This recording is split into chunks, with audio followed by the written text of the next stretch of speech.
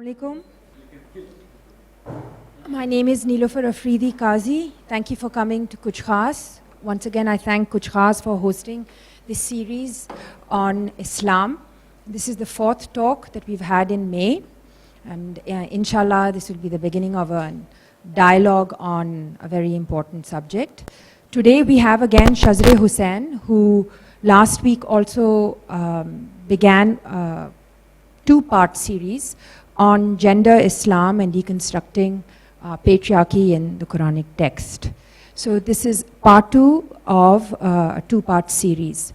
Just before we pass on to Shazreh Hussain, I'd like to sort of share a little bit of information. They are reference documents and information on the Kuch Khaas website for those who are interested in the specific dialogue on this one, which is at the Facebook web page, which is at Kuch Khaas, under the section of the event. If there's any feedback that you'd like to give to Kuch Khaas, that's info@kuchkhaas.org. We welcome all feedback, and we are encouraged by your feedback, so we also have an idea of what kind of discussions and topics that you'd like us to raise within this particular series. Thank you. Over to you, Shazreh Appa. Assalamu alaikum ji. As you know, this is the second part of the lecture there are two lectures on gender in Islam, unreading patriarchal interpretations of the Quran. I see some new faces, so I just thought we would start again with the Surah Zumar. Those who listen to the word and follow the best meaning in it, those are the ones whom God has guided, and those are the ones endued with understanding. A verse of the Quran which tells us that more than one interpretation of the word is possible and exhorts us to follow the best in it. And as we discussed last time, surely the best has to be related to the Quranic values of love, compassion, justice, and equality. The topics that we are going to discuss today are the whole issue of witnesses.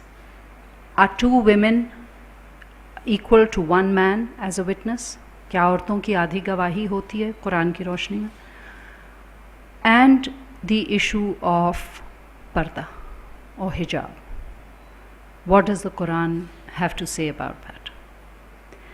A third topic that I was initially planning to discuss, but I don't think we can get to it because in and of itself it requires at least an hour, but maybe I will share a couple of things about that with you, is the issue of women's prophethood. क्या किसी औरत पे कभी वही नाजिल हुई? क्या कोई औरत नबी थी या नहीं? क्योंकि ये अक्सर कहा जाता है, even in development circles, as I work in development, कि भाई अगर अल्लाह ताला औरत को किसी काबिल समझते तो कोई नबी तो होती, कभी वही तो नाजिल होती, कभी अल्लाह ताला एक औरत से हम कलाम तो होते. So I don't think, given the time we have, we can go into that level of detail, but perhaps a little bit about that. Okay, so we will begin with, is a woman half a witness? Before we even look at the Quranic passages, let me ask you, what are the attributes that you would look for in a witness? You'd look for education. What else? Ji? Sanity, certainly. A standing in the community. Asru Rasukh wale, Sardar, MNA, MPA. Yes, yes. So you mean someone who has a reputation for integrity and honesty and credibility. Credibility. Good memory and good judgment. Absolutely. And do you think that either men or women have a monopoly on these attributes? No. So Allah Ta'ala, in His infinite wisdom, do you think that Allah Ta'ala said that women are only half as capable as men as witnesses? I mean, what do you think? Do you think it's possible? Is a man two women? Is a man two women? Two women. Yeah. Is that as absurd as that? Yeah, exactly. Yeah, what you're saying is, it does. If you put two women together, is that what a man is? Does that constitute a man? This person in this chair are two women pressed together. Right. Right. Okay. Notwithstanding, let's go to the Quran Sharif and see what the Quran has to say. This is Surah Al-Baqarah, and it is the longest ayat of the Quran, ayat 282. O you who believe, when you deal with each other in transactions involving future obligations in a fixed period of time, reduce them to writing. Let a scribe write down faithfully as between the parties. Let not the scribe refuse to write. As Allah has taught him, so let him write. Let him who incurs the liability dictate, but let him fear his Lord Allah, and not diminish any of what he owes. If the party liable is mentally deficient or weak or unable himself to dictate, let his guardian dictate faithfully. And get 2 witnesses out of your own men, and if there are not 2 men, then a man and 2 women, such as you choose for witnesses, so that if one of them errs, the other can remind her. The witness should not refuse when they are called on for evidence. This verse deals with financial matters. When you have deal with each other, in another translation, you will say len den, or it will say when you incur a debt. Can we have the next slide? That's in Urdu. Urdu, maybe I'm not going to read the whole thing out, but if you will, I'll just read out the first line. ऐमान वालो जब तुम किसी मुअय्यन मुद्दत के लिए उधार का लेन then करो, ठीक है? There is no dispute about this, that this verse, among scholars, that this verse is talking about financial transactions. That is not contested. और नीचे अगर आ जाएं तो अगर 2 मर्द ना हों तो 1 मर्द और 2 औरतें सही, ये गवाह तुम्हारे पसंदीदा लोगों में से हों, 2 औरतें इसलिए कि एक भूल जाएगी तो दूसरी याद दिला देगी, और गवाह जब बुलाए जाएं तो उनसे उसे इनकार ना करें. Okay. Now, as we discussed last time, there is a context in which the Quran is revealed. Verses are revealed in specific contexts, and unless we recognize what those contexts are, we cannot do a good job of interpreting the verse. So it's 7th century Arabia, where financial transactions, and in many countries that's true to this day, are basically the domain of men. The verse says that if 2 men aren't available, then call a man and also call 2 women. If one forgets, the other could remind her. Now, the interpretations of this verse fall basically into 2 schools of thought. One is that this is a verse for all times, and the reason that 2 women have been summoned in the place of, whereas there's only 1 man or are the equivalent of a man, is because women are mentally deficient.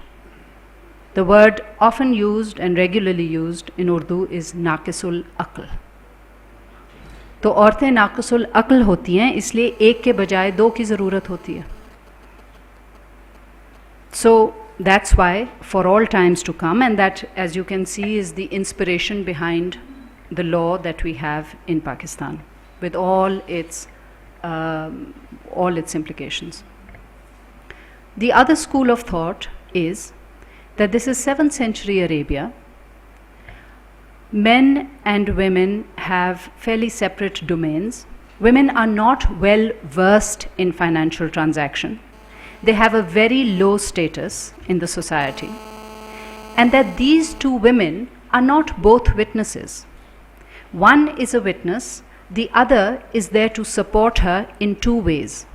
One, as you can see, there's the person who's writing the transaction, the two men who are transacting, the other man who's a witness. A woman comes along so that she can support the other woman, and that other woman does not feel intimidated or coerced. And that it has absolutely nothing to do with women's intellectual or emotional capabilities. If they are created equal, then they have those equal capacities. They are created of the same substance. They have an equal understanding and equal emotional strength. Interestingly, the school of thought that says that women are, this proves that women are deficient, intellectually deficient, never discusses the other places in the Quran where witnesses are called for. And we should have a look at that as well. But before that, of the pluronectiforms, the dabs are the most interesting. Can anyone tell me what I just said? Well, may I? Yes? Okay. This is how I look at it. No, what did I just say, that last phrase that I just said? Dab, Yes? that we couldn't comprehend. How many people are sitting here? Men and women? Nobody can recall. Why? Why can't you recall? One, you weren't expecting it. Two, you're not, I doubt any of you are zoologists, because dabs are a class of pluronectiforms are a class of dabs. You're not conversant with these words. So you are having trouble telling me what I said, even though it's not even been 2 minutes.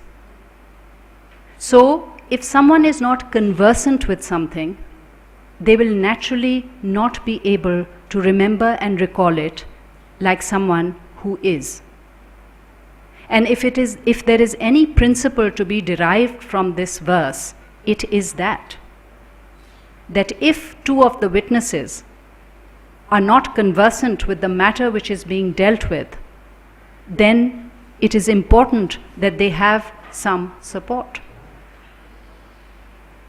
Surely the Quran is not telling us that you pick up a man from near Chichon ki Malyan in a small village who is not even educated, and you bring the ex-governor of the state bank, who's a woman, and we'll take his gawahi, but we won't take hers. But that is the way our legal system today is set up. I want to discuss with you the other verses, and then we'll open the floor for questions or comments. So this issue of witnesses, call witnesses from amongst you, is not mentioned only in Surah Baqarah. It is also in Surah Nisa. It's also in Surah Al-Ma'idah. It is also in Surah Al-Talaq, and it's also in Surah Nur. In Surah Al-Talaq, the issue of, after a period of separation, reconciliation is being discussed. And it says, bring 2 witnesses.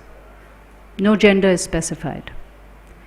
It's important to note, as Lina and I were discussing, that in the Arabic, the plural for men is the same as the plural for a group of men and women.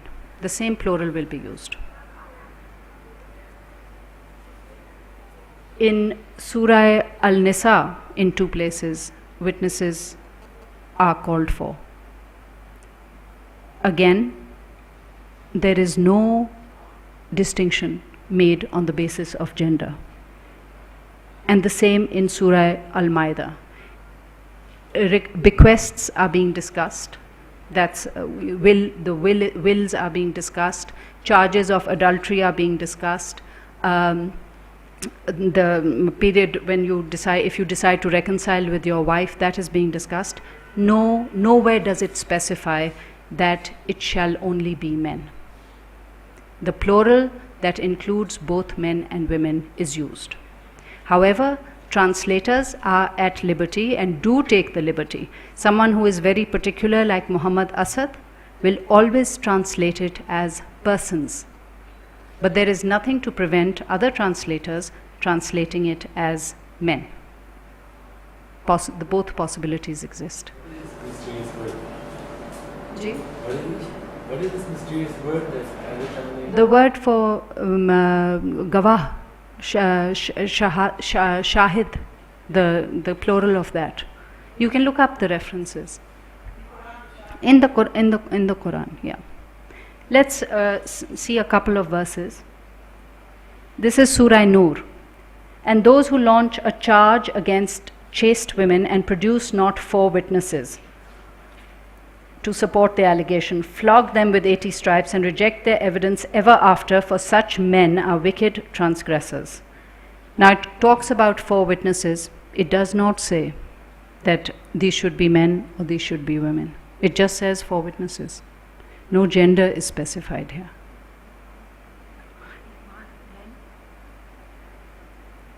Those who launch a charge, such men are wicked transgressors. So men? Yes, men, rijal, men, yeah, there. But it's interesting that the Quran specifies a grave punishment for those who launch a charge against chaste women, where it says nothing about those who launch a charge against chaste men. Now again, why is that? Why is that? Because the Quran is recognizing that women in that society, and unfortunately even to this day, are vulnerable to such charges in a way men aren't.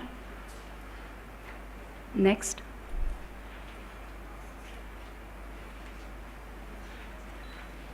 Next, please. Charge of adultery. We talk about, कि औरत की गवाही, there's a whole thing about it, नाकिसुल अकल है, deficient है mentally, तो उसकी तो गवाही जो है वो hardly काबिल कबूल है, चलो 2 आ जाएं तो फिर शायद बात बन जाए. But here in Surah Nur, what is being discussed is the charge of adultery. So it says the solitary evidence of a spouse, husband or wife, can be received. So this is called the practice of li'an. So what does a husband do? A husband bears witness 4 times that he is telling the truth, and the 4th time invokes the curse of Allah upon him if he is lying. The wife who is accused can bear witness 4 times that her husband is lying, and the 5th time invoke the curse of Allah on herself if he is telling the truth. Now what do you think the Quran tells us to do if the husband says she is guilty of adultery and the wife says, I am not?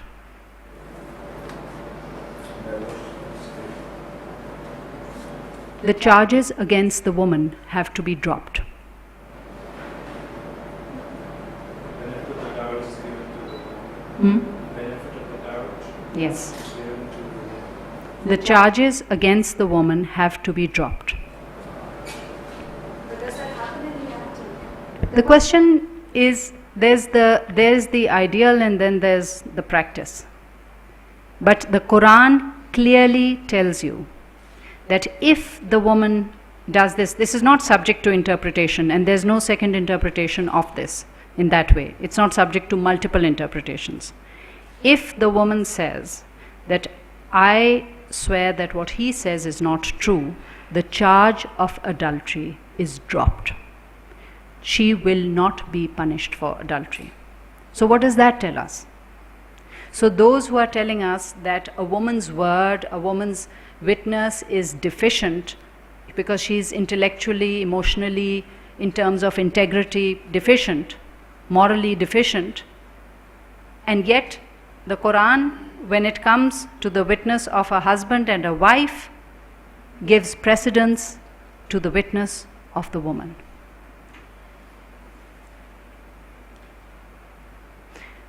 I'll stop here and take any comments or questions on this issue before we proceed further. If you could put your hand up so if there are multiple, we ji. I wanted to ask, can the verse where the Quran talks about women as two women witnesses and one man, can this be read as a recommendation? Because when I go to court and make a civil contract, I will have two witnesses to support my contention, attest two witnesses, one man and two women. So can this not be read as a recommendation? I can have two women and one women also and one man. And the wording of the Quran, can it be read as a recommendation that to support my contention, I can, on the document, I can attest one witness as man and women, or one man and two women? Can it be read as a recommendation that you should do that? Well, it can be read like that. And as I said, people not only read it like that, but go on to say that it proves that women are mentally and intellectually and morally deficient. So it can be read like that. But the question to ask ourselves, and there are many Muslim scholars, there's Fazlur Rahman, Themes of Islam, who says that when circumstances change and when women are as conversant with financial matters as a man is, there is no reason to require two women. Because the Quran is not saying we are doing this because women are mentally deficient. The Quran is just offering that mechanism as a support for women, not as a limitation on their being witnesses. And in the rest of and again, it's a question of, are we going to pick up one part of the Quran, or are we also going to look at all the others? In all the other places where witnesses are asked for, which have to do with adultery, which have to do with the will a dying person is making, in all those other cases, it does not specify a gender. It doesn't say bring two women. If everywhere it says bring two women and one man, two women and one man, then you could begin to think about it. But in all those other places, it is without respect to gender. So these possibilities, there is a whole realm of possibilities. Now again we come back to, what are you going to use as a criteria? What criteria are you going to use to decide whether you follow this interpretation or that one? Okay, in primitive, back in Arabia, the Prophet's wife was, she was a businesswoman. Yes. So given the fact that she was financially very equipped with the whole thing, so did Prophet ever elaborate on this thing? First, and secondly, current time, current age, if you take it for example, a woman who's actually household, she's budgeting, she's doing all the things. So in terms of that, how does it reflect on that? Yeah, well, no, we don't have a comment from the Prophet on this, because we have to understand that Hazrat Khatija was an exception, not the rule. So she was an exception, and you would have to, if the Quran in the first place is understood as simply saying that it is one woman who's the witness, but she should take someone along with her for support, that if she forgets, that person can remind her because she's not conversant, why would a comment even have been necessary if you understand it in that way? That if the Quran is understood by its immediate audience in that way, what comment would be necessary? If there's danger of that, there's another woman who goes along, and if there's no danger and you have someone like Hazrat Khatija who's going to witness a contract, it's unlikely that she'll need another woman with her. Shazreh, when I was young as you all, I was equally indignant when I used to read these interpretations and all, but as the years have gone by, I find my memory fails me many a times, and I think myself a reasonably educated woman. So I am now rethinking my own position regarding these. Not that denigrating women or so, but it's just that there probably is some physical data in the woman's hormonal imbalances or whatever. But do you think men forget less? Ji? What in the Quran would indicate that? Where in the Quran, in any place, has it said that if she, but the issue is, would one imagine that that is because women at that time are not conversant with financial matters, or would one say it's sort of a defect in the biological makeup of women? Could well be. It's just, it needs a greater thought. It can't be, just symbolic. It needs greater thought and intelligence. So far, there's no evidence that science has come up with to suggest that women are intelligence or memory-wise deficient. It's like this, like Yeah. me and my wife came from our house, right? So if I make her walk and I come in an air-conditioned car, so obviously she would, by the time she comes here, she would be all run down kind of thing.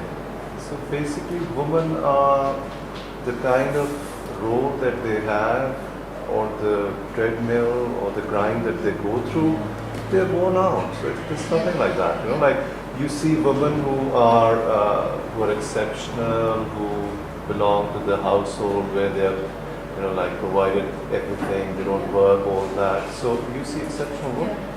And even in politics here, in bureaucracy here in Pakistan, you see those kind of women.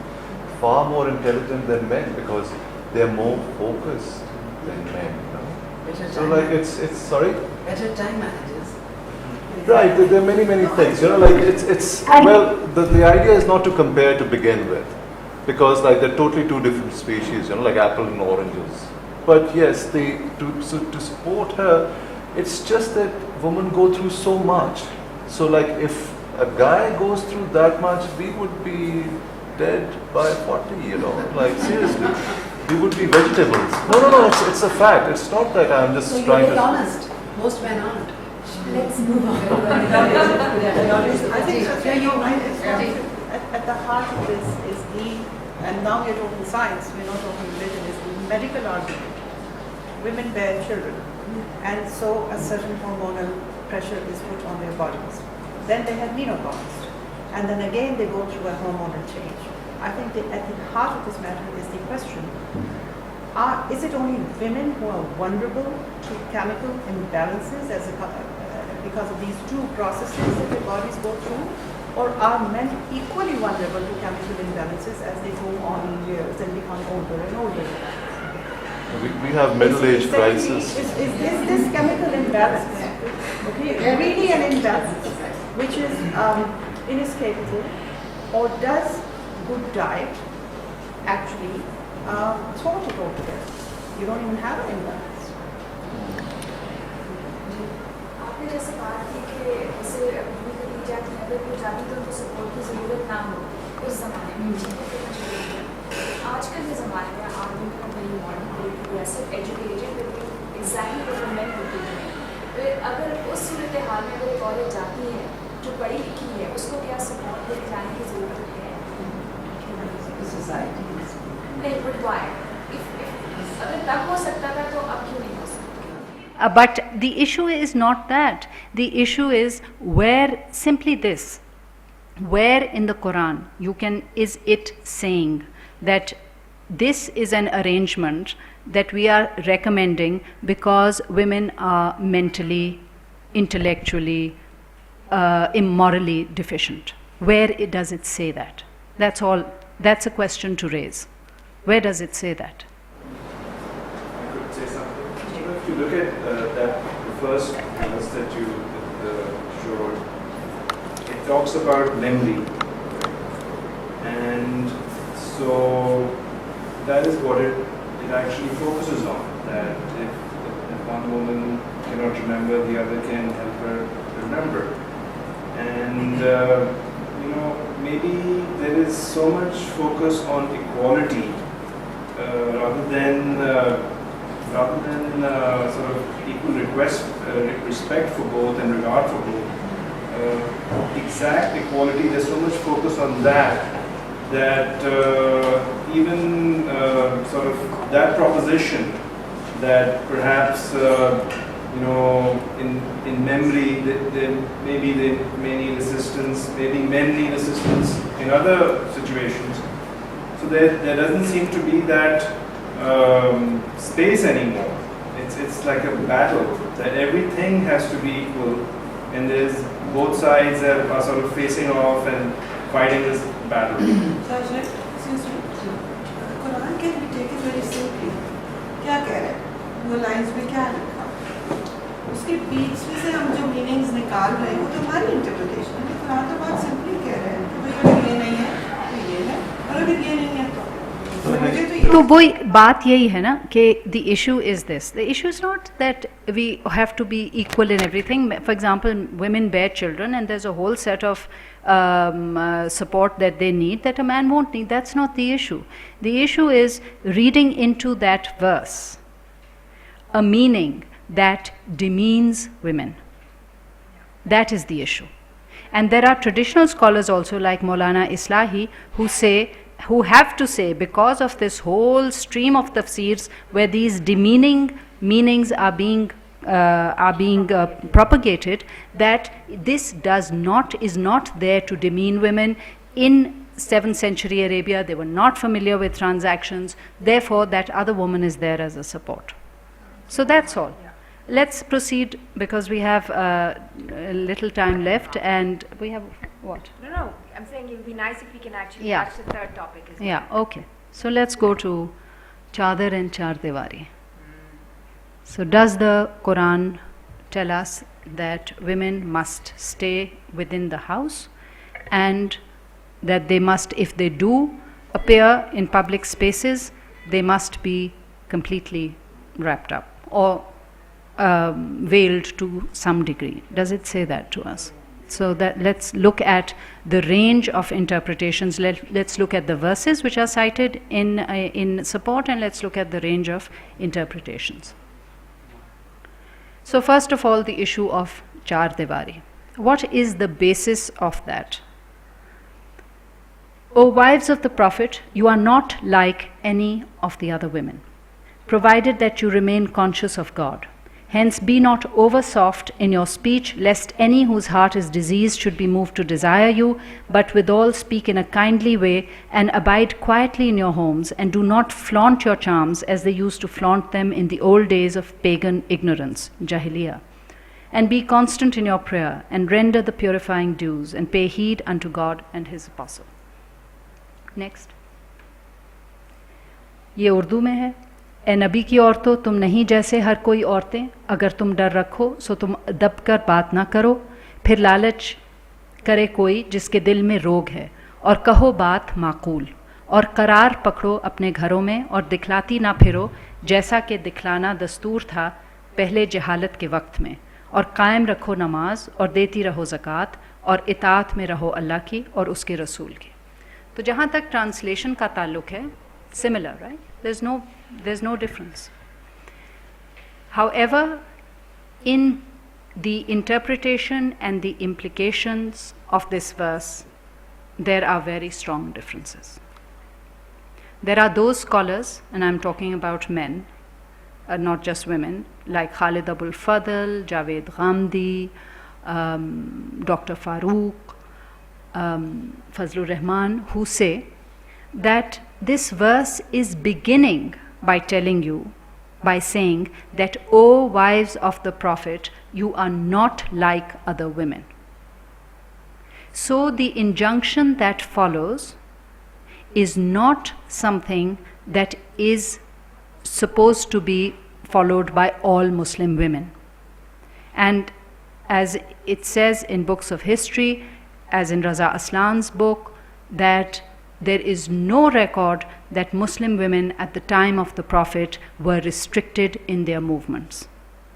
Why were the Prophet's wives, why was there this restriction?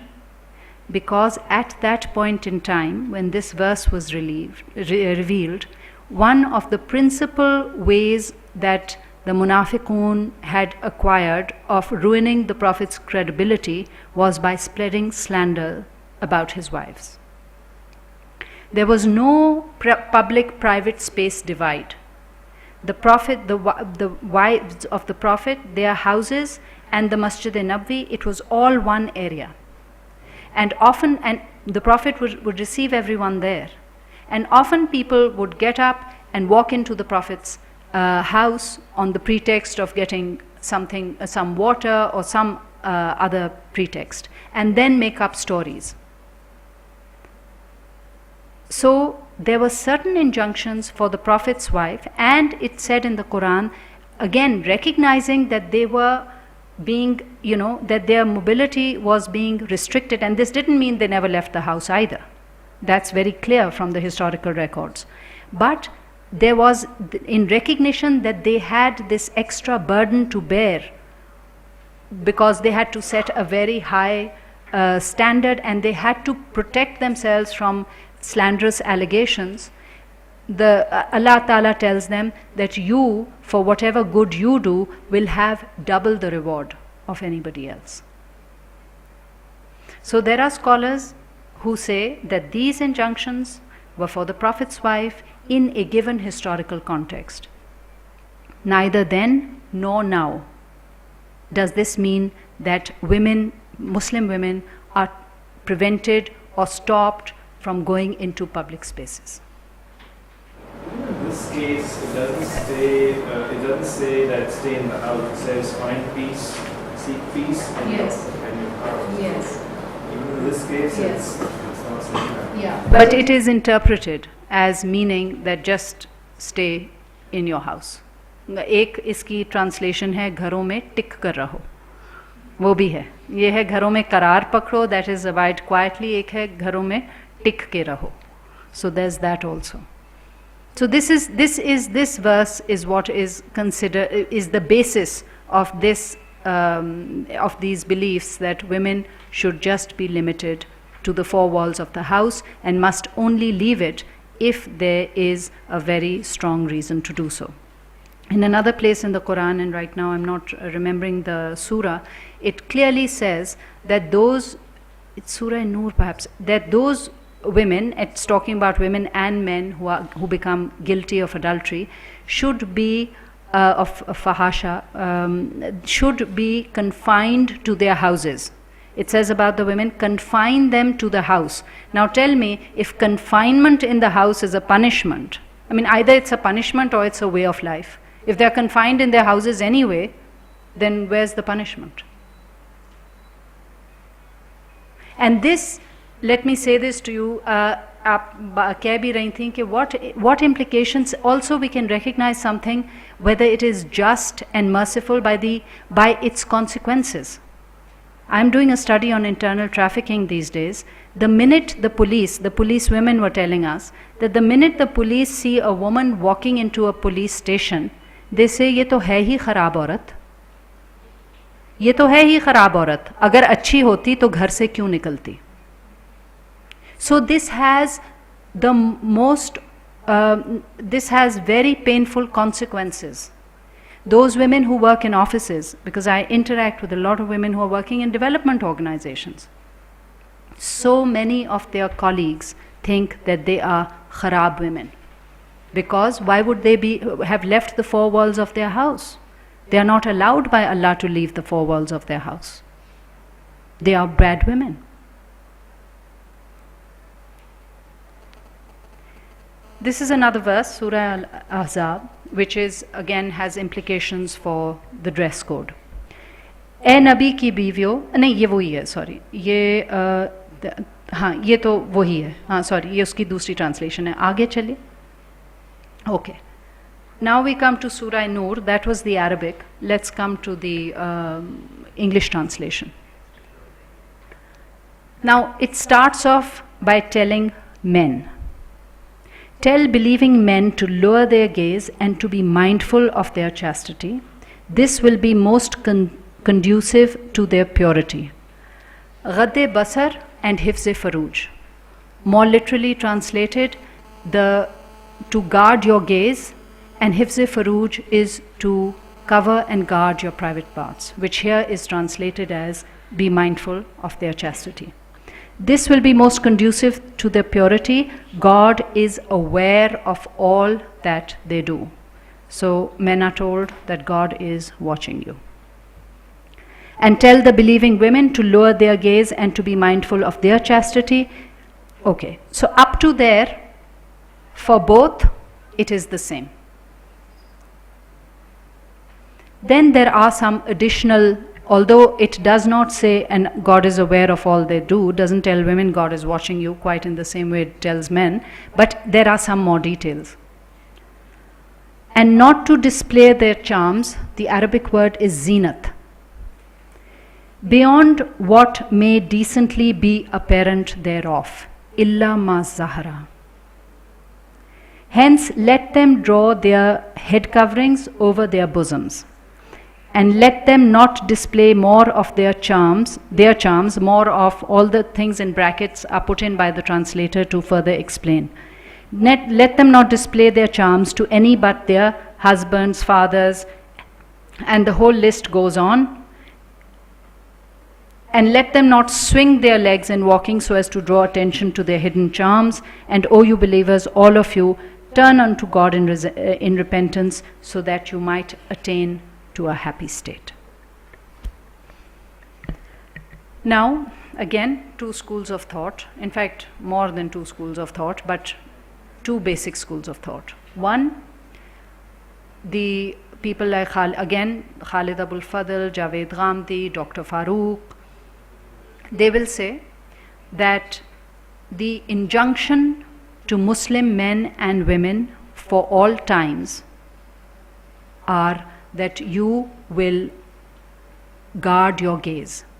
And this is not understood as you will never look another person in the face. So Muslim men and women are not allowed to look at each other. This is understood to mean that you will not leer at anyone. You will not look at anyone in an inappropriate, disrespectful way. And you will guard your chastity, meaning, very literally, as I said, it means to cover your private parts. That is for sure, for men and women, must cover. And more broadly speaking, about dressing decently. The additional instructions to women. Here, Abdullah Yusuf Ali tells us that in 7th century Arabia, there was a custom to leave the breasts bare. Women are told, khumr is a headdress that Arab women wore, just like the Arab men wear. Anyone who lives in a desert wears a headdress, men and women. And they are told to draw the end of that over their chest. Now, Dr. Farooq, Javed Ghamdi, Khalid Abul Fadl, and several others say that covering the head is not a Quranic injunction. Covering the chest in whatever way that you wish to do so is. Because the khumar, it does not say here that your head must be covered. It refers to a piece of cloth that Arab women traditionally wore and says, take that and cover your chest. And this interpretation has been there from the time of the first tafsir of the Quran, lest you think that this is something that people in the 21st century started saying. When Tabari wrote his tafsir, he simply understood by it that men and women should be dressing decently. But as time went on and Islam came into contact with the Byzantine civilization, with the Sasanian civilization, where the veil was a mark of class, it changed. And you have commentators then saying, interpreting the word zinat not to be referring back to the chest, but to be, they said, औरत की शक्ल भी ज़ीनत है, उसके हाथ भी ज़ीनत हैं, and it went on and on till basically it said that women really ought not to be seen.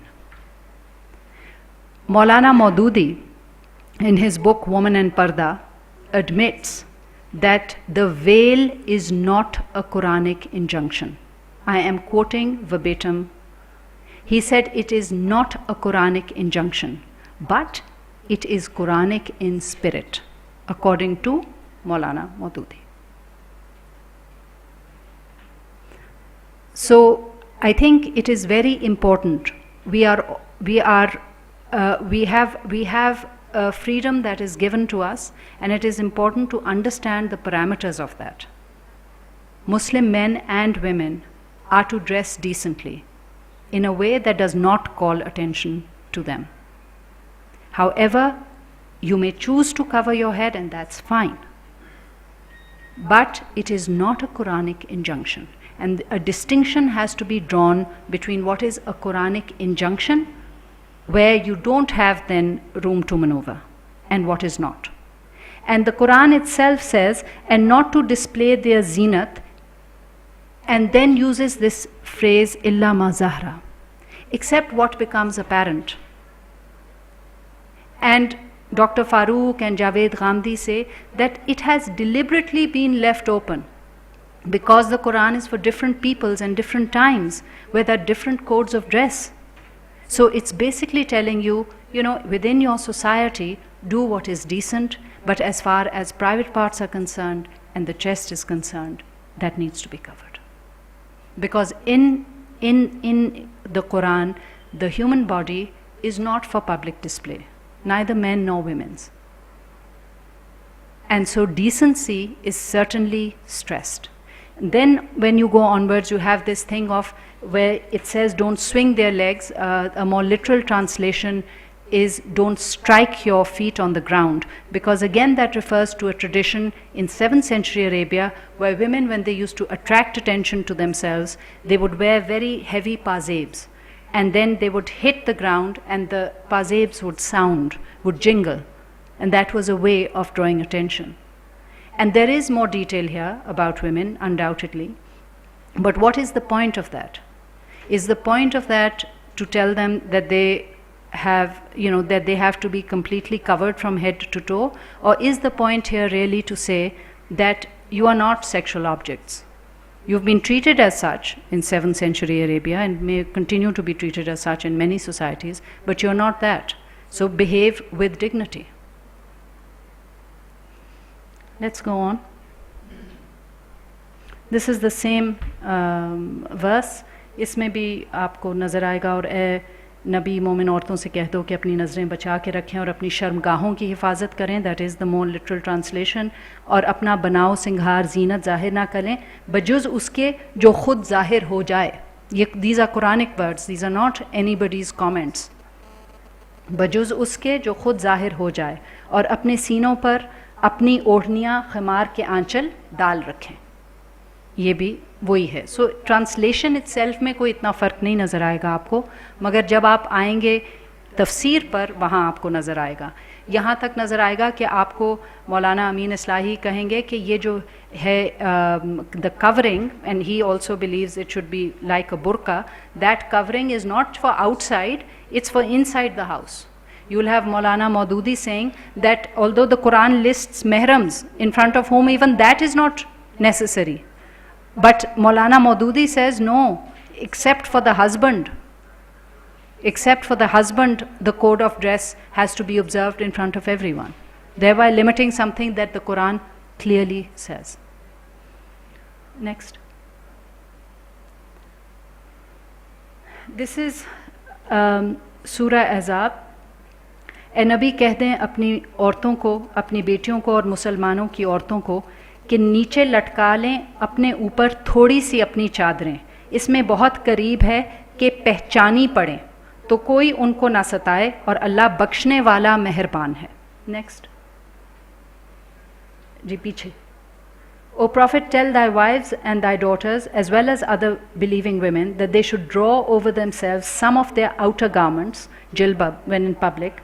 This will be more conducive to their being recognized and not annoyed. But God is indeed much forgiving, dispenser of grace. There is a context, and this context is acknowledged by everyone. There is it's not contentious. This context is that, again, in Medina, women would have to leave their houses to go to the bathroom. There were no bathrooms inside the houses. When they did that in Medina, they would be harassed by groups of men. When those groups of men were told, don't do this, they would say to the Prophet, well, we didn't know, We thought maybe they're just slave women. And it was in response to that that this verse came. And that doesn't mean that the Prophet thought it's okay for them to harass slave women. It's just that he did not have jurisdiction over the entire city at that point. And he had a duty to protect the women who were part of his group. So they were told, and please note here that it doesn't say that so nobody can know who you are. It says here, draw over, the word is jilbab, थोड़ी सी अपनी चादर अपने ऊपर रख लो ताकि तुम पहचानी जाओ, so you can be recognized as women who are not to be sexually harassed. So it was never meant to reduce women to anonymity. And again, the point of view of scholars like Khalid Abul Fadl, Dr. Farooq, Javed Ghamdi is that this is particular to a certain situation, a certain point in time. This is not something that women have to do always. This was when Muslim society was living in very difficult circumstances. This is not something you should have to do when everyone around you is supposed to be observing Hifz-e Furuj and Ghad-e Basar.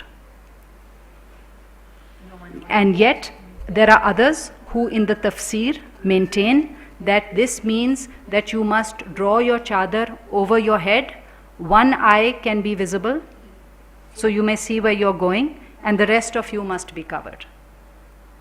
So this is also, these interpretations are there. And there are those also who say you have to keep yourself completely wrapped up, even inside the house, even in front of the mehram, except for your husband, in front of everybody. So that's the range of interpretations. These are all Islamic scholars that I'm speaking about.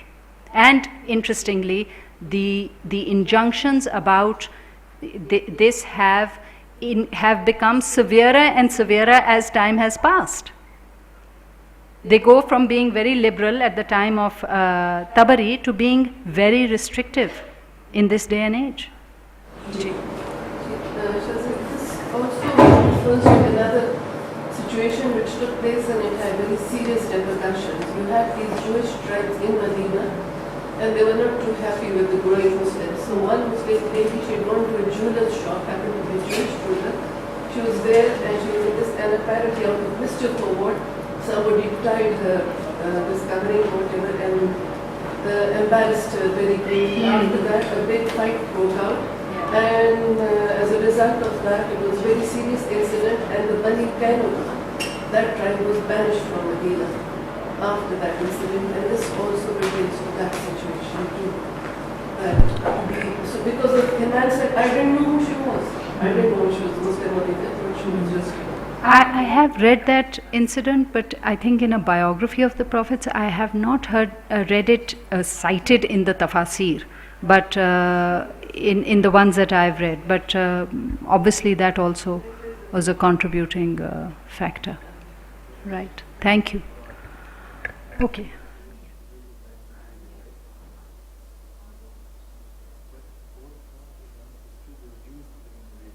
This is the same thing.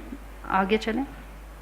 I just want to share with you two verses because we have a lot of our religious scholars discussing to death the degree to which women should be covered or not. Please note that the injunctions of Ghad-e Basar and Hifz-e Furuj for men don't get discussed. The layering and everything goes on. But I just want to share with you two passages in the Quran which also don't seem to have caught their attention. Those who slander chaste women, and slander, we are not even talking about touching or harassing or calling. Those who slander chaste women, simple and believing, are cursed in this life and in their hereafter. For them is a horrible chastisement. Yet it has never led Muslim scholars to think about the issue of sexual harassment. No. Next. We are trying to bring a bill. Truly, if the hypocrites and those in whose heart is disease and those who spread slanderous rumors in the city, this comes after that jilbab verse, where the women are told that take some covering so that you can be recognized. And then, if they still persist, then they will be exiled from the city, and they can even be seized and slain if they still persist in sexual harassment. Yet you will not find this part of the conversation or the debate or the injunctions or the fatwas being issued every day, minute by minute, by our traditional religious scholars.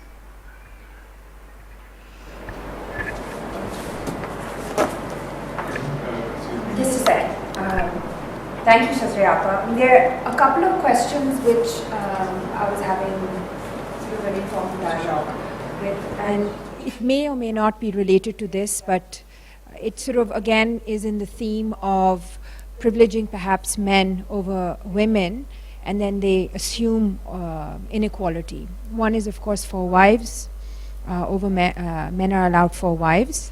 And even though there are certain circumstances, whether it's economic or warlike, I mean, I think maybe they would, it's an opportunity for you to perhaps comment on that.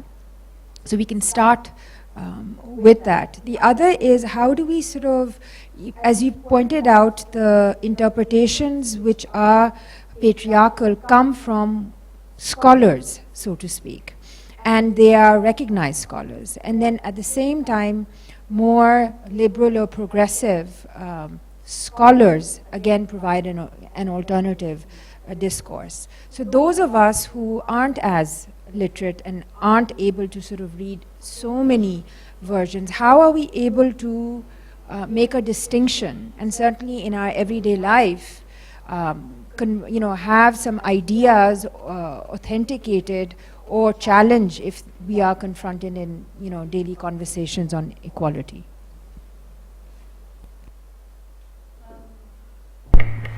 On the issue of 4 wives, I only share with you what my perspective is. As I see it, again, if you look at it in the context of 7th century Arabia, it is not a permission, it is a limitation. So there was no limit on the number of wives you could have. Saying you could only have 4 is a restriction. As far as whether, and certainly it is not equal. But I will just go back, the way I understand it is this, that in several cases the Quran showed us a direction. And we had to progress along that path. Slavery was not banned, right? Will you want to use that today to justify slavery? I'm doing a study on internal trafficking. Women and girls are being bought and sold in Pakistan from Lahore and Faisalabad and Rajanpur and Karachi and Gujranwala. So do you want to stand up and say that the Quran allows it? Because yes, literally speaking, it does. Yet, we understand, when it comes to slavery, we understand that that was the direction that we were to go in, a society that was without any slaves. But when it comes to any gender-related matter, then we want to go back to the 7th century and recreate those circumstances. So, for 25 years of his life, the Prophet was married to Bibi Khadija. It was for a much shorter period that the other marriages were contracted in a highly tribal society where there was a very delicate balance of power to be negotiated. That is how I understand it. So I think that what is eternal in the Quran, what never changes, is those things that have to do with ibadat. And then there are those things which have to do with muamalat, how we manage our everyday lives. And there have been changes in many aspects. The Quran says, and when you approach the Kaaba on thin-legged camels, So are we now not to approach the Kaaba unless it is on camels? We don't have a problem with that. We don't have a problem with using the megaphone for azan. It was not used in the Prophet's time. But when it comes to matters of gender, suddenly we want to say कि बस जो था वही था, उसमें हमने उसी वही चीज़ करनी है. And even in, you all know the restrictions that were placed on contracting another marriage, and that it's in the context of orphans, but let all that be on one side. Just think about slavery. Where are we standing vis-a-vis slavery today? And is there a justification? Did Islam point us in this direction, or did it not? And if we are not wanting to guard vested interests, what direction would the principles of Islam point us in when it comes to multiple marriages? Just to follow on that, our first speaker at this series, Maulana Tahir Ashrafi, actually has a fatwa on this very topic. And he quoted Abu Hanifa on saying that actually, according to his interpretation and tafsir, there is only one marriage allowed. So you actually have in Pakistan a Maulana who actually has done a fatwa on this specific topic. That's just for general knowledge. Discussions, you promised a little discussion on women problems. Yes, I'm just going to, I can show you one slide. Okay. Are there any other, I'll just take if there are any other questions, because we have to wrap up within 5 minutes. आपके ख्याल में किसी औरत पे कभी वही नाजिल हुई? आपने कभी सुना? You have to define wahi first. Wahi is Allah sends an angel to speak to a human being, and that human being has a high spiritual status. Right, but then you're talking about Allah using an intermediary, right? Allah always uses an intermediary. The Prophet, Hazrat Jibreel used to bring the message to the Prophet. Hazrat Yusuf used in her dreams, and they were the same as wahi. It's not just about intermediaries. Okay, it's not just about intermediaries, but there we do have on record Hazrat Jibreel bringing messages to the Prophet, right? And to other prophets, right? Okay, that's not restricted, but that is on record. I'll tell you why I'm saying that is definitely, what I'm trying to say is that is definitely wahi, right? If Hazrat Jibreel, an angel comes and brings a message to a human being, that is wahi, right? There is the issue of dreams and ilham, and there's imba and there's ilham, that's all there. But we are all agreed on this, that if you were to read that this person, an angel came and said to this person, Allah has told me to tell you this, that would be wahi? Okay. So, if we read the Quran, there are women who have been recipients of wahi. Hazrat Maryam, Hazrat Sarah, the wife of Hazrat Ishaq, and Musa have all been recipients of wahi. And if you look at Islamic scholars, and I know let's go to the और आगे next नहीं इसमें पहले इसी में आगे चलें. So I think I did put that slide in. Okay, इसको अगर आप कर लें उस पे.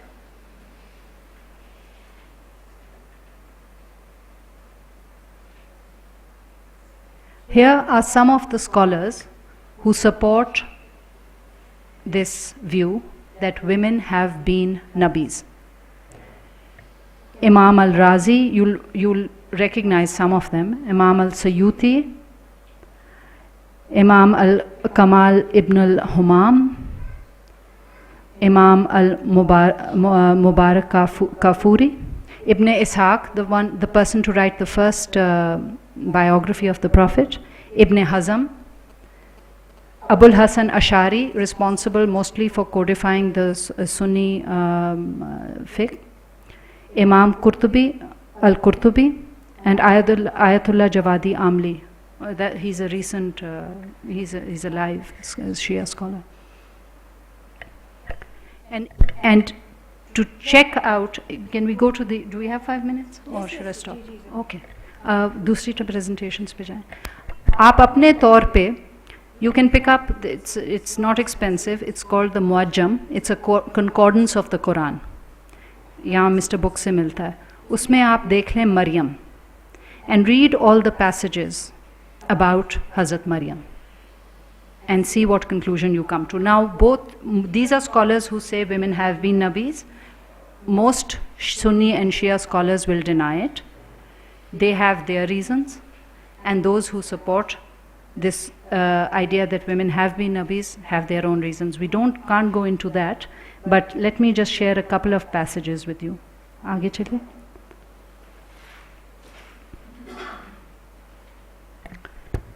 और जब फरिश्तों ने कहा, ए मरियम, अल्लाह तुझे अपने एक फरमान की खुशखबरी देता है, उसका नाम इब्ने मरियम होगा, दुनिया और आखिरत में मुअज़्ज़ज़ होगा.